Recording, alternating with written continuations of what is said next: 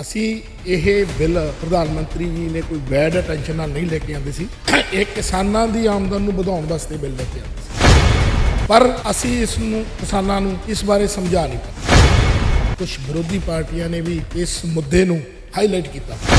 ਵਿਕਾਸ ਦੀ ਗਤੀ ਹੈ, ਵਿਕਾਸ ਦੇ ਵਿੱਚ ਭਾਰਤੀ ਜਨਤਾ ਪਾਰਟੀ ਸਭ ਤੋਂ ਅੱਗੇ ਹੈ। ਕਰਪਸ਼ਨ ਦਾ ਕੋਈ ਮੁੱਦਾ ਨਹੀਂ ਹੈ, ਕੋਈ ਮੰਤਰੀ ਭ੍ਰਿਸ਼ਟਾਚਾਰ ਦੇ ਵਿੱਚ ਲਿਪਤ ਨਹੀਂ ਹੈ।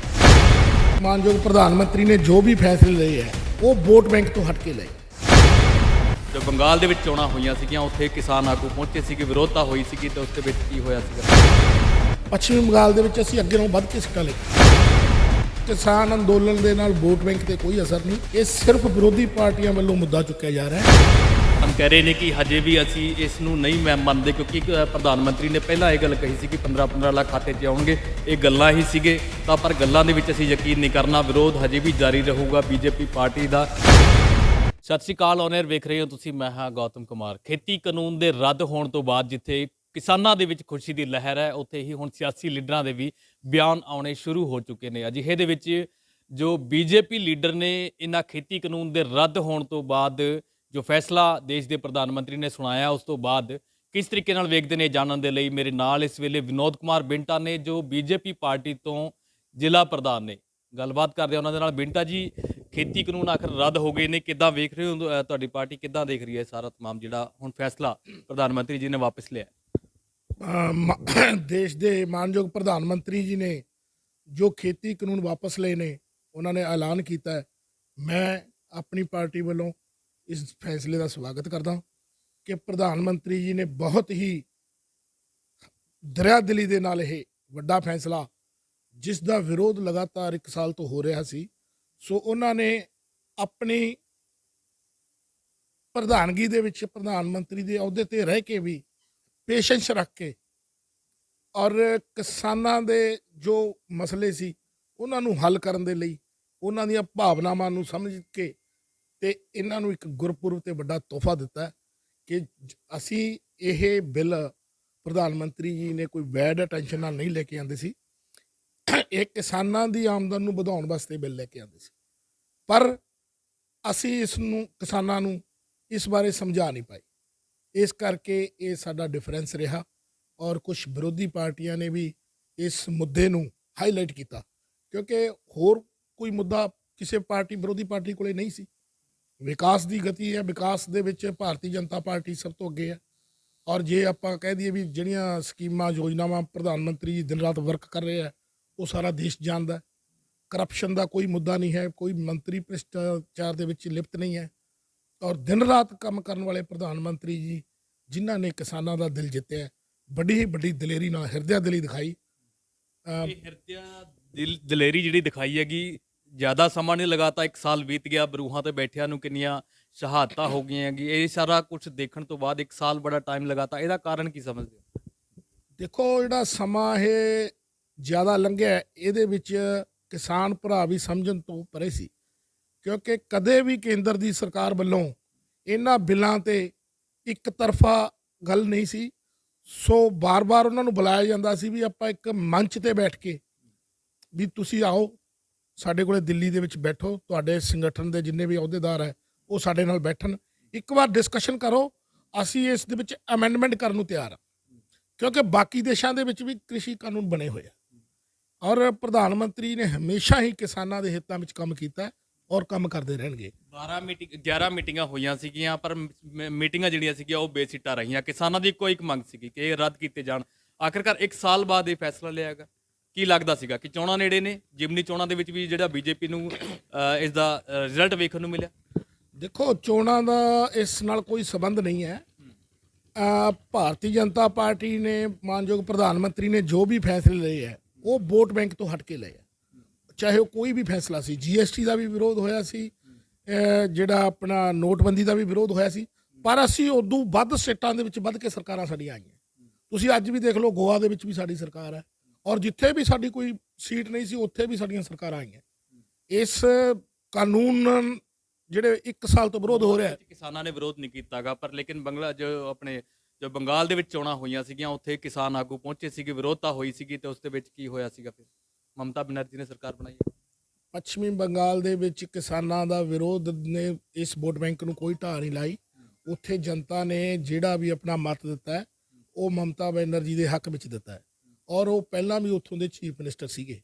ਅਸੀਂ ਉੱਥੇ ਰਿਵਾਈਵ ਕੀਤਾ, ਡੈਮੇਜ ਕੰਟਰੋਲ ਕੀਤਾ, ਅਸੀਂ ਪਿੱਛੇ ਨਹੀਂ ਗਏ।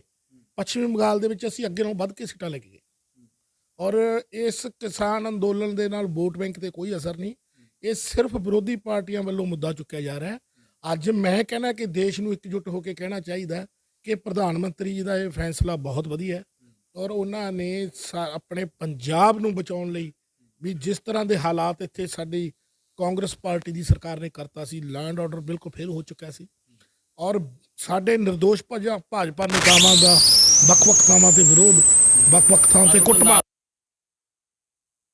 ਕੁੱਟਮਾਰ ਹੋਈ ਸੀ ਮਲੋਟ ਦੇ ਵਿੱਚ ਅਬੋਹਰ ਦੇ ਜਿਹੜੇ ਐਮਐਲਏ ਨੇ, ਉਸ ਨੂੰ ਲੈ ਕੇ ਵੀ ਇਹ ਸਟੇਟਮੈਂਟਸ ਆ ਰਹੀਆਂ ਕਿ ਜੇਕਰ ਕਾਨੂੰਨ ਵਾਪਸ ਹੀ ਲੈਣੇ ਸੀਗੇ ਤੇ ਫਿਰ ਉਹਨਾਂ ਦੇ ਕਿਉਂ ਲੀੜੇ ਪੜਵਾਏ ਗਏ? ਦੇਖੋ, ਇਹ ਜਿਹੜੇ ਕੁਛ ਕਿਸਾਨ ਅੰਦੋਲਨ ਦੇ ਵਿੱਚ ਸ਼ਰਾਰਤੀ ਅੰਸਰ ਸੀ ਉਹਨਾਂ ਨੇ ਕੰਮ ਕੀਤਾ। ਜਦੋਂ ਵੀ ਕੋਈ ਇਸ ਤਰ੍ਹਾਂ ਦਾ ਵਿਰੋਧ ਹੁੰਦਾ, ਵਿਰੋਧ ਦੇ ਵਿੱਚ ਕੋਈ ਨਾ ਕੋਈ ਸ਼ਰਾਰਤੀ ਅੰਸਰ ਆ ਜਾਂਦੇ ਆ, ਉਹਨਾਂ ਤੇ ਪਰਚੇ ਦਰਜ ਹੋਏ ਆ ਔਰ ਅਸੀਂ ਪੇਸ਼ੈਂਸ ਰੱਖਿਆ, ਅਸੀਂ ਅਨੁਸ਼ਾਸਨ ਭੰਗ ਨਹੀਂ ਕੀਤਾ ਔਰ ਸਾਡੇ ਨੇਤਾਵਾਂ ਦਾ ਘਰਾਵ ਵੀ ਹੁੰਦਾ ਨਾ ਜਦੋਂ ਕਿ ਅਸੀਂ ਨਿਰਦੋਸ਼ ਸੀ। ਅਸੀਂ ਸੈਂਟਰ ਨੂੰ ਵਾਰ-ਵਾਰ ਇਹ ਅਪੀਲ ਕੀਤੀ ਸੀ ਵੀ ਜਿਹੜਾ ਇਹ ਕਿਸਾਨ ਅੰਦੋਲਨ ਹੈ, ਵਿਰੋਧ ਹੋ ਰਿਹਾ ਹੈ, ਫਿਰ ਇਸ ਦਾ ਮਸਲਾ ਹੱਲ ਕੀਤਾ ਜਾਵੇ ਔਰ ਪ੍ਰਧਾਨ ਮੰਤਰੀ ਜੀ ਨੇ ਬੜੀ ਸੰਜੀਦਗੀ ਦੇ ਨਾਲ ਇਸ ਨੂੰ ਲਿਆ। ਇਹ ਇਕੱਲੇ ਪੰਜਾਬ ਵਾਸਤੇ ਕ੍ਰਿਸ਼ੀ ਬਿੱਲ ਨਹੀਂ ਸੀਗੇ, ਪੂਰੇ ਦੇਸ਼ ਵਾਸਤੇ ਸੀ। ਇੱਕ ਪ੍ਰਧਾਨ ਮੰਤਰੀ ਜੀ ਨੇ ਕੰਸੈਂਟਰੇਟ ਪੂਰੇ ਦੇਸ਼ ਨੂੰ ਕਰਨਾ, ਕਿੰਨੇ ਪੰਜਾਬ ਨੂੰ ਨਹੀਂ ਕਰਨਾ ਔਰ ਉਹਨਾਂ ਨੇ ਪੰਜਾਬ ਦੇ ਹਿੱਤਾਂ ਨੂੰ ਦੇਖ ਕੇ ਇੱਕ ਐਡਾ ਵੱਡਾ ਫੈਸਲਾ ਲਿਆ ਔਰ ਜਿਸ ਦੀ ਜਿੰਨੀ ਸ਼ਲਾਘਾ ਕੀਤੀ ਜਾਵੇ ਉਨੀ ਥੋੜੀ ਹੈ। ਕਿਸਾਨ ਕਹਿ ਰਹੇ ਨੇ ਕਿ ਹਜੇ ਵੀ ਅਸੀਂ ਇਸ ਨੂੰ ਨਹੀਂ ਮੰਨਦੇ ਕਿਉਂਕਿ ਪ੍ਰਧਾਨ ਮੰਤਰੀ ਨੇ ਪਹਿਲਾਂ ਇਹ ਗੱਲ ਕਹੀ ਸੀ ਕਿ 15-15 ਲੱਖ ਖਾਤੇ 'ਚ ਆਉਣਗੇ। ਇਹ ਗੱਲਾਂ ਹੀ ਸੀਗੇ ਤਾਂ ਪਰ ਗੱਲਾਂ ਦੇ ਵਿੱਚ ਅਸੀਂ ਯਕੀਨ ਨਹੀਂ ਕਰਨਾ। ਵਿਰੋਧ ਹਜੇ ਵੀ ਜਾਰੀ ਰਹੂਗਾ ਬੀਜੇਪੀ ਪਾਰਟੀ ਦਾ ਤੇ ਬੀਜੇਪੀ ਪ੍ਰੋਗਰਾਮਸ ਦਾ ਜਦੋਂ ਤੱਕ ਇਸ ਨੂੰ ਸੰਸਦ ਦੇ ਵਿੱਚ ਜਾ ਕੇ ਰੱਦ ਨਹੀਂ ਮੁਕੰਮਲ ਤੌਰ ਤੇ ਜਿੱਦਾਂ ਇਹ ਲਾਗੂ ਕੀਤੇ ਸੀ ਉਸੇ ਤਰੀਕੇ ਨਾਲ ਰੱਦ ਹੋਣੇ ਚਾਹੀਦੇ ਨੇ ਤੇ ਨਾਲ ਐਮਐਸਪੀ ਦੇ ਉੱਤੇ ਕਾਨੂੰਨ ਬਣਨਾ ਚਾਹੀਦਾ ਗਾ। ਇਸੇ ਕਿਸਾਨਾਂ ਨੂੰ ਭਰੋਸਾ ਕਰਨਾ ਚਾਹੀਦਾ ਕਿਉਂਕਿ ਇੱਕ ਦੇਸ਼ ਦੇ ਪ੍ਰਾਈਮ ਮਿਨਿਸਟਰ ਜਿਹੜੀ ਫਸਟ ਅਵਲ ਦੀ ਪੋਸਟ ਹੈ, ਉਹਨਾਂ ਨੇ ਕੋਈ ਇਹ ਘਰੇ ਬੈਠ ਕੇ ਗੱਲ ਨਹੀਂ ਕੀਤੀ, ਮੀਡੀਆ ਦੇ ਵਿੱਚ ਆ ਕੇ ਗੱਲ ਕੀਤੀ ਹੈ, ਰਾਸ਼ਟਰ ਨੂੰ ਸੰਬੋਧਨ ਕਰਦੇ ਹੋਏ ਗੱਲ ਕੀਤੀ ਹੈ। ਪ੍ਰਧਾਨ ਮੰਤਰੀ ਜੀ ਦਾ ਸੰਬੋਧਨ ਦਾ 15 ਲੱਖ ਰੁਪਏ ਦੀ ਗੱਲ ਕੀਤੀ ਵੀ ਸੀਗੀ ਜਦੋਂ ਉਹ ਗੱਲ ਕਲੀਅਰ ਹੋਈ ਸੀਗੀ ਕਿ 15-15 ਲੱਖ ਰੁਪਏ ਹਰ ਇੱਕ ਦੇ ਖਾਤੇ ਦੇ ਵਿੱਚ ਆ ਜਾਊਗਾ, ਇਦਾਂ ਦੀ ਗੱਲ ਵੀ ਹੋਈ? ਕੋਈ ਗੱਲ ਨਹੀਂ ਹੋਈ। 15 ਲੱਖ ਦੀ ਇਸ਼ੂ ਬਣਾਇਆ ਗਿਆ। 15 ਲੱਖ ਦਾ ਜਿਹੜਾ ਗੱਲ ਸੀਗੀ, ਪ੍ਰਧਾਨ ਮੰਤਰੀ ਜੀ ਨੇ ਜਿੰਨਾ ਵੀ ਕਿਸੇ ਨਾਲ ਵਾਅਦੇ ਕੀਤੇ ਆ ਉਹ ਪੂਰੇ ਕੀਤੇ, ਚਾਹੇ ਉਹ ਰਾਮ ਮੰਦਿਰ ਦਾ ਮੁੱਦਾ ਸੀ, ਚਾਹੇ ਉਹ 3 ਤਲਾਕ ਦਾ ਕੰਮ ਸੀ, ਚਾਹੇ ਸੀਏ ਬਿੱਲ ਲੈ ਕੇ ਆਉਣਾ ਸੀ, ਕੋਈ ਵੀ, ਚਾਹੇ ਉਹ ਜਿਹੜਾ ਕਾਲੇ ਧਨ ਦੀ ਵੀ ਗੱਲ ਉਹਨਾਂ ਨੇ ਕਹੀ ਸੀ ਕਿ ਕਾਲਾ ਧਨ ਵਾਪਸ ਆ ਜਾਊਗਾ, ਕਿੱਥੇ ਆਇਆ? ਦੀ ਗੱਲ ਕਰਦੇ ਆ, ਕਾਲੇ ਧਨ ਦੀ ਗੱਲ ਵਿੱਚ ਹੀ ਪ੍ਰਧਾਨ ਮੰਤਰੀ ਜੀ ਨੇ ਕਿਹਾ ਸੀ ਵੀ ਵਿਦੇਸ਼ਾਂ ਦੇ ਵਿੱਚ ਕਾਲਾ ਧਨ ਆ ਜਿਹੜਾ ਉਹ ਇੰਨਾ ਪਿਆ ਕਿ ਜੇ ਆਪਾਂ 15-15 ਲੱਖ ਰੁਪਏ ਹਰ ਨਾਗਰਿਕ ਦੇ ਖਾਤੇ 'ਚ ਪਾ ਦਈਏ ਤਾਂ ਵੀ ਉਹ ਆਪਣੇ ਕੋਲ ਇੰਨਾ ਧਨ ਇਕੱਠਾ ਹੋ ਜੂਗਾ, ਵੱਧ ਜੂਗਾ। ਉਹ ਗੱਲ ਇਸ ਤਰ੍ਹਾਂ ਹੋਈ ਸੀ ਪਰ ਕਾਲੇ ਧਨ ਦੇ ਵਿੱਚ ਜੋ ਸੈਂਟਰ ਦੀ ਸਰਕਾਰ ਕਰ ਸਕੀ ਹੈ ਉਸ ਤੇ ਕੀਤਾ ਪਰ ਹਜੇ ਉਸ ਕੰਮ ਨੂੰ ਅਧੂਰਾ ਪਿਆ। ਪ੍ਰਧਾਨ ਮੰਤਰੀ ਜੀ ਦੇ ਕਦੋਂ ਪੂਰਾ ਹੋਣਾਗਾ? ਤੁਸੀਂ ਆਪ ਦੇਖੋ ਕਿ ਸਮਾਂ 7 ਸਾਲ ਬੀਤ ਚੁੱਕੇ ਨੇ, ਇੰਨਾ ਟਾਈਮ ਲੰਬਾ। 24 ਤੋਂ ਪਹਿਲਾਂ ਇਹ ਸਾਰੇ ਕੰਮ ਜਿਹੜੇ ਵੀ ਹੈ। ਉਡੀਕ ਕਿਸ ਗੱਲ ਦੀ ਹੈ? 24 ਦੀ ਉਡੀਕ ਨਹੀਂ, 24 ਦੀ ਕੋਈ ਉਡੀਕ ਨਹੀਂ ਹੈ। ਦੇਖੋ ਜਿਹੜੀ ਉਹ ਕਾਰਵਾਈ ਹੈ ਲਗਾਤਾਰ ਹੋ ਰਹੀ ਹੈ। ਜਿਹੜੇ ਵਿਦੇਸ਼ਾਂ ਦੇ ਵਿੱਚ ਸਾਰੇ ਡਰੇ ਹੋਏ ਨੇ, ਜਿੰਨੇ ਵੀ ਕਾਂਗਰਸ ਦੇ ਭ੍ਰਿਸ਼ਟ ਮੰਤਰੀ ਸੀ ਜਿਨ੍ਹਾਂ ਨੇ ਧੰਨਵਾਦ ਭੇਜਿਆ। ਕਾਂਗਰਸ ਦੇ ਵਿੱਚ ਹੀ ਸਾਰੇ ਭ੍ਰਿਸ਼ਟ ਨੇ ਕਿਉਂਕਿ ਇਹ ਲੱਗਦਾ ਕਿ ਵੀ ਤੁਹਾਨੂੰ ਇਸੇ ਦੇ ਵਿੱਚ ਸਿਆਸਤ ਹੋ ਰਹੀ ਹੈ ਵੀ ਕਾਂਗਰਸ ਦੇ ਹੀ ਭ੍ਰਿਸ਼ਟ ਕਿਉਂ? ਹਰ ਕੋਈ ਸ਼ਖਸ ਭ੍ਰਿਸ਼ਟ ਹੋ ਸਕਦਾ ਗਾ ਜਿਹਦੇ ਉੱਥੇ ਸਵਿਸ ਬੈਂਕ ਦੇ ਵਿੱਚ ਅਕਾਊਂਟ ਜਿਹੜਾ ਬਣਾਇਆ ਹੋਇਆ ਹੈਗਾ। ਜਿੱਦਾਂ ਇਦਾਂ ਦੀਆਂ ਗੱਲਾਂ ਨੂੰ ਲੈ ਕੇ ਆਪਾਂ ਜੇ ਸਿਆਸਤ ਤੋਂ ਪਰੇ ਵੇਖੀਏ ਤਾਂ ਉਹਦੇ ਵਿੱਚ ਕੋਈ ਵੀ ਪਾਰਟੀ ਦਾ ਕੋਈ ਵੀ ਲੀਡਰ ਹੋ ਸਕਦਾ ਕੋਈ ਇਹਦੇ ਵਿੱਚ? ਬਿਲਕੁਲ ਹੋ ਸਕਦਾ ਪਰ ਭਾਰਤੀ ਜਨਤਾ ਪਾਰਟੀ ਦਾ ਤੁਸੀਂ ਅੱਜ ਦੇਖ ਲਓ ਵੀ ਇੱਕ ਵੀ ਲੀਡਰ ਹੈ ਜਾਂ ਕੋਈ ਮੰਤਰੀ ਹੈ ਬਿਲਕੁਲ ਸਾਦਗੀ ਦੇ ਨਾਲ ਹੈ ਔਰ ਪ੍ਰਾਈਮ ਮਿਨਿਸਟਰ ਸਾਹਿਬ ਵੀ ਦੇਖ ਲਓ ਤੁਸੀਂ ਵੀ ਲਗਾਤਾਰ ਸਾਦਗੀ ਦੇ ਵਿੱਚ ਨੇ। ਉਹਨਾਂ ਨੇ ਕਿਸੇ ਆਪਣੇ ਚਹੇਤੇ ਨੂੰ ਜਾਂ ਕਿਸੇ ਪਰਿਵਾਰਵਾਦ ਨੂੰ ਕੋਈ ਪਹਿਲ ਦਿੱਤੀ ਹੋਵੇ ਤਾਂ ਉਹ ਗੱਲ ਬਾਹਰ ਆ ਜਾਂਦੀ ਹੈ। ਪਰ ਇਹ ਭਾਰਤੀ ਜਨਤਾ ਪਾਰਟੀ ਦਾ ਸਭ ਤੋਂ ਮੇਨ ਹੈ ਕਿ ਇੱਕ ਵੀ ਮੰਤਰੀ ਸਾਡਾ ਭ੍ਰਿਸ਼ਟਾਚਾਰ ਦੇ ਭ੍ਰਿਸ਼ਟ ਦੇ ਵਿੱਚ ਲਿਪਟਿਆ ਹੋਇਆ ਨਹੀਂ ਹੈ। ਬੇਟਾ ਜੀ, ਤੁਹਾਡਾ ਵੀ ਵਿਰੋਧ ਹੋਇਆ ਸੀ ਕਿਸਾਨਾਂ ਦੇ ਵੱਲੋਂ, ਤੁਹਾਡਾ ਵੀ ਜਿੱਦਾਂ ਦਫ਼ਤਰ ਦੇ ਬਾਹਰ ਵਿਰੋਧ ਹੋਇਆ ਸੀਗਾ, ਘਰ ਦੇ ਬਾਹਰ ਕਿਸਾਨਾਂ ਦੇ ਵੱਲੋਂ ਧਰਨਾ ਲਾਇਆ ਗਿਆ ਸੀਗਾ। ਹੁਣ ਕਿਤੇ ਨਾ ਕਿਤੇ ਲੱਗਦਾ ਕਿ ਵੀ ਹੁਣ ਕਿਤੇ ਨਾ ਕਿਤੇ ਸਾਹ ਆਇਆ ਤੁਹਾਨੂੰ ਇਹਨਾਂ ਖੇਤੀ ਕਾਨੂੰਨਾਂ ਦੇ ਰੱਦ ਹੋਣ ਤੋਂ ਬਾਅਦ? ਦੇਖੋ, ਇਹ ਕੱਲ ਐਲਾਨ ਹੋਇਆ ਔਰ ਪਹਿਲਾਂ ਵੀ ਜਿਹੜਾ ਵਿਰੋਧ ਹੋ ਰਿਹਾ ਸੀਗਾ ਇਹ ਵੀ ਇੱਕ ਇਹਨਾਂ ਦਾ ਜਿਹੜਾ ਵਿਰੋਧ ਕੋਈ ਅਨੁਸ਼ਾਸਨ ਤਰੀਕੇ ਵੱਧ ਨਹੀਂ ਸੀ। ਮੰਨ ਲਓ ਜੇ ਕਿਸੇ ਦੇ ਘਰ ਦੇ ਦਰਵਾਜ਼ੇ ਦੇ ਅੱਗੇ ਤੇ ਜਾ ਕੇ ਬੈਠ ਜਾਣਾ ਜਾਂ ਕਿਸੇ ਦਾ ਘਰਾਵ ਕਰ ਲੈਣਾ ਜਾਂ ਕਿਸੇ ਦੀ ਕੁੱਟਮਾਰ ਕਰ ਦੇਣੀ, ਕਿਸੇ ਦੀ ਗੱਡੀ ਤੋੜ ਦੇਣੀ, ਇਹ ਚੀਜ਼ਾਂ ਲੋਕਤੰਤਰ ਦੇ ਵਿੱਚ ਠੀਕ ਨਹੀਂ ਹੈਗੀ। ਤੇ ਜਿਹੜੇ ਲੋਕ ਉੱਥੇ ਬੈਠੇ ਸੀਗੇ ਉਹ ਲੋਕਤੰਤਰ ਦੇ ਵਿੱਚ ਠੀਕ ਸੀ, ਜਿਹੜਾ ਸਰਕਾਰਾਂ ਨੂੰ ਲੋਕ ਨਹੀਂ ਸੀ ਦਿਖ ਰਹੇ ਕਿ ਕਿਉਂਕਿ ਕੇਂਦਰ ਸਰਕਾਰ ਨੇ ਦੇਖਣਾ ਸੀਗਾ ਕਿ ਕਿੱਡੀ ਵੱਡੀ ਸੰਖਿਆ ਦੇ ਵਿੱਚ ਅੱਜ ਦੇਸ਼ ਦੇ ਕਿਸਾਨ ਉੱਥੇ ਬਰੂਹਾਂ ਤੇ ਬੈਠੇ ਨੇ, ਕਿੰਨੀਆਂ ਸ਼ਹਾਦਤਾਂ ਹੋ ਗਈਆਂ, ਉਹ ਲੋਕਤੰਤਰ ਨਹੀਂ ਸੀਗਾ ਉਸ ਸਮੇਂ ਨਹੀਂ ਦਿਖਿਆ। ਬਾਰ-ਬਾਰ ਪ੍ਰਧਾਨ ਮੰਤਰੀ ਜੀ ਔਰ ਖੇਤੀਬਾੜੀ ਮੰਤਰੀ ਤੋਮਰ ਜੀ ਵਾਰ-ਵਾਰ ਇਹ ਬੇਨਤੀ ਕਰਦੇ ਰਹੇ ਆ ਕਿ ਇਸ ਅੰਦੋਲਨ ਦੇ ਵਿਰੋਧ ਦੇ ਵਿੱਚ ਜੋ ਵੀ ਮਹਿਲਾਵਾਂ ਤੁਸੀਂ ਇੱਥੇ ਬਿਠਾਈਆਂ, ਬੱਚੇ ਬਿਠਾਏ ਆ, ਪਲੀਜ਼ ਤੁਸੀਂ ਉਹਨਾਂ ਨੂੰ ਘਰ-ਬਾਰ ਆਪਣੇ ਘਰੇ ਲੈ ਜਾਓ। ਇਹ ਅਸੀਂ ਮੰਥਨ ਇਸ ਦਾ ਕਰ ਰਹੇ ਹਾਂ, ਤੁਹਾਡੇ ਨਾਲ ਅਸੀਂ ਸਿਟਿੰਗਾਂ ਵੀ ਕਰ ਰਹੇ ਹਾਂ ਵੀ ਆਓ ਸਾਡੇ ਨਾਲ ਬੈਠੋ। ਅਸੀਂ ਕਦੋਂ ਇਨਕਾਰ ਕੀਤਾ ਵੀ ਸਰਕਾਰ ਨੇ ਕੋਈ ਲਖੀਰ ਖਿੱਚਤੀ ਵੀ ਇਹ ਤਾਂ ਵੀ ਇਸ ਤਰ੍ਹਾਂ ਇਹਨਾਂ ਦਾ ਕੋਈ ਸੌਟ ਆਊਟ ਨਹੀਂ ਹੋਊਗਾ, ਪਰ ਗੱਲ ਤਾਂ ਉਹਨਾਂ ਨੇ ਨਹੀਂ ਨਾ ਮੰਨੀ। ਨੁਕਸਾਨ ਜੇ ਹੋਇਆ ਤਾਂ ਇਸ ਵਿੱਚ ਕਿਸਾਨਾਂ ਦਾ ਵੀ ਦੋਸ਼ ਹੈ ਵੀ ਉਹ ਆਪਦੇ ਪਰਿਵਾਰ ਨੂੰ ਲੈ ਕੇ ਲਗਾਤਾਰ ਆਪਣੀ ਜਿੱਦ ਤੇ ਅੜੇ ਹੋਏ ਸੀ। ਵਿਰੋਧ ਹੁਣ ਦਾ ਵਿਰੋਧ ਤਾਂ 4 ਆਦਮੀ ਹੋਣ 10 ਹੋਣ ਤਾਂ ਵੀ ਹੋ ਜਾਂਦਾ। ਜੇ ਜਾ ਕੇ ਕੋਈ ਮੇਨ ਰੋਡ ਘੇਰ ਲਈ ਜਾਂ ਕੋਈ ਮੇਨ ਸੜਕ ਤੇ ਧਰਨਾ ਲਾਤਾ ਤਾਂ ਉਹ ਆਮ ਆਦਮੀ ਨੂੰ ਡਿਸਟਰਬੈਂਸ ਹੁੰਦੀ ਹੈ। ਔਰ ਮਾਨਯੋਗ ਪ੍ਰਧਾਨ ਮੰਤਰੀ ਜੀ ਨੇ ਦੇਖ ਲਿਆ ਵੀ ਚਲੋ ਕੋਈ ਗੱਲ ਨਹੀਂ ਹੈ, ਪਰ ਇੱਕ ਗੱਲ ਇਹ ਜ਼ਰੂਰ ਮੈਂ ਕਹਾਂਗਾ ਕਿ ਉਹ ਪੰਜਾਬ ਦੀ ਸ਼ਾਂਤੀ ਨੂੰ ਕਦੇ ਵੀ ਭੰਗ ਨਹੀਂ ਹੋਣ ਦੇਣਗੇ। ਉਹਨਾਂ ਨੇ ਹਮੇਸ਼ਾ ਹੀ ਪੰਜਾਬ ਦੇ ਹਿੱਤਾਂ ਲਈ ਕੰਮ ਕੀਤਾ। ਕੋਈ ਗਵਰਨਮੈਂਟ ਕਹਿ ਦੇ ਵੀ ਕਿਸਾਨਾਂ ਦੇ ਖਾਤੇ ਵਿੱਚ ਕਿਸੇ ਨੇ ਕੋਈ ਪੈਸੇ ਪਾਏ ਆ, ਇਹਨਾਂ ਨੇ ਅੱਜ ਤੱਕ ਜੇ 60 ਸਾਲ ਕਾਂਗਰਸ ਨੇ ਰਾਜ ਕੀਤਾ ਤਾਂ ਕਿਹੜੇ ਕਿਸਾਨਾਂ ਨੂੰ ਇਹਨਾਂ ਨੇ ਪੈਸੇ ਪਾਏ ਆ ਜਾਂ ਕਿਹੜੇ ਇਹਨਾਂ ਦੇ ਜਿਹੜੇ ਵਾਅਦੇ ਉਹ ਪੂਰੇ ਕੀਤੇ ਆ। ਆਯੁਸ਼ਮਾਨ ਯੋਜਨਾ ਦਿੱਤੀ, ਕਿਸਾਨ ਭਰਾਵਾਂ ਨੂੰ ਕਿੱਡਾ ਵੱਡਾ ਲਾਭ ਹੋਇਆ ਇਸ ਗੱਲ ਦਾ। ਔਰ ਸਾਡੀ ਪਾਰਟੀ ਦੇ ਵਿੱਚ ਵੀ ਹੈ। ਅਸੀਂ ਮਤਲਬ ਕਿ ਜੇ ਹੈ ਵਿਰੋਧ ਕਰਨਾ ਤਾਂ ਇੱਕ ਅਨੁਸ਼ਾਸਨ ਤਰੀਕੇ ਦੇ ਨਾਲ ਅਸੀਂ ਕਰ ਸਕਦੇ ਹਾਂ। ਪ੍ਰੋਟੈਸਟ ਅਸੀਂ ਵੀ ਕਰਦੇ ਹਾਂ। ਇਹਨਾਂ ਦੇ ਪ੍ਰੋਟੈਸਟ ਦੇ ਉਹ ਤਰੀਕਾ ਅਲੱਗ ਸੀ। ਸਾਲ ਭਰ ਬਹੁਤ ਵੱਡੀਆਂ ਪ੍ਰੋਟੈਸਟਾਂ ਬੀਜੇਪੀ ਵਰਕਰਾਂ ਨੇ ਝੱਲਿਆ, ਪਰ ਅਸੀਂ ਸੱਚਾਈ ਤੇ ਖੜੇ ਸੀ। ਸਾਡਾ ਮਾਲੀ ਨੁਕਸਾਨ ਨਹੀਂ ਹੋਇਆ। ਅਸੀਂ ਪਾਰਟੀ ਦਾ ਝੰਡਾ ਬੁਲੰਦ ਰੱਖਿਆ। ਸਾਨੂੰ ਸਾਡੇ ਦੇਸ਼ ਦੇ ਪ੍ਰਧਾਨ ਮੰਤਰੀ ਤੇ ਭਰੋਸਾ ਸੀ ਵੀ ਉਹ ਗਲਤ ਨਹੀਂ ਹੈਗੇ। ਆਖਰਕਾਰ ਕਿਤੇ ਚਲੋ ਸਮਝਾਉਣ ਕਰਨੀਓ ਇਹ ਫਰਕ ਰਹਿ ਗਿਆ, ਤਾਂ ਕਰਕੇ ਇਸ ਕਾਨੂੰਨਾਂ ਨੂੰ ਰਿਵਰਟ ਕਰਨਾ ਪਿਆ। ਤਾਂ ਪ੍ਰਧਾਨ ਮੰਤਰੀ ਜੀ ਨੇ ਦੇਸ਼ ਦੀ ਜਨਤਾ ਨੂੰ ਇੱਕ ਪਿਆਰ ਦਿੱਤਾ। ਤੁਹਾਨੂੰ ਐਜ਼ ਇੱਕ ਲੀਡਰ ਨਾ ਦੇਖ ਕੇ ਤੁਸੀਂ ਇੱਕ ਗੱਲ ਇਹ ਦੱਸੋ ਕਿ ਜੇ ਤੁਹਾਨੂੰ ਇਹ ਲੱਗਦਾਗਾ ਕਿ ਜਿਹੜੇ ਕਿਸਾਨ ਹੁਣ ਖੇਤੀ ਕਾਨੂੰਨ ਦੇ ਰੱਦ ਤੇ ਫੈਸਲੇ ਦੇ ਵਿੱਚ ਜਿੰਨਾ ਖੁਸ਼ ਨੇ ਕਿ ਕ੍ਰਿਸ਼ੀ ਕਾਨੂੰਨ ਜਿਹੜੇ ਲੈ ਕੇ ਆਏ ਸੀਗੇ ਉਹਨਾਂ ਨੂੰ ਲਾਗੂ ਕਰਕੇ ਜਿੰਨਾ ਉਹਨਾਂ ਦਾ ਰੋਸ਼ ਸੀਗਾ ਉਹ ਜ਼ਿਆਦਾ ਵਧੀਆ ਸੀਗਾ ਕਿ ਇਹਨਾਂ ਦੀ ਖੁਸ਼ੀ ਜ਼ਿਆਦਾ ਵਧੀਆ ਲੱਗੇ ਤੁਹਾਨੂੰ? ਤੁਸੀਂ ਪੰਜਾਬ ਦੇ ਵਸਨੀਕ, ਹਰ ਬੰਦੇ ਦੀ ਖੁਸ਼ੀ ਵਧੀਆ ਲੱਗਦੀ ਹੁੰਦੀ ਹੈ।